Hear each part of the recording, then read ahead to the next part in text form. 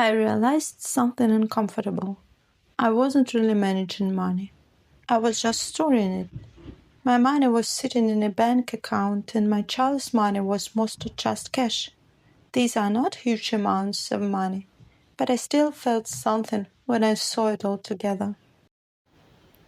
When I started looking more closely at my child's money, I thought the problem was just organization. I didn't really know what I expected. At first, I simply wanted to clean it up, almost like organizing a messy apartment. But actually, it said something bigger about me.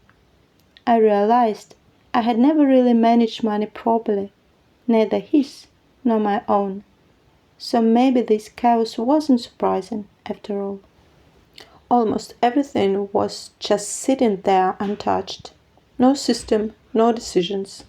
Just accumulation over time. Most of his money was simply cash. And over time, it actually became a meaningful amount for us. That surprised me a little, in a good way, because it never felt like one big sum. It was just many small pieces slowly adding up over time. And I started thinking, I want to give him something better in the ways that I can. I realized he didn't even have a proper savings account. Everything was scattered, unstructured, passive, and I understood something important. This doesn't happen by accident. It happens when you don't actively engage with money at all. And honestly, that made me uncomfortable because this wasn't only about my child's money. It reflected how I've been thinking about money in general, not really managing it, just letting it exist. I always thought I'll deal with this later, when life becomes more stable.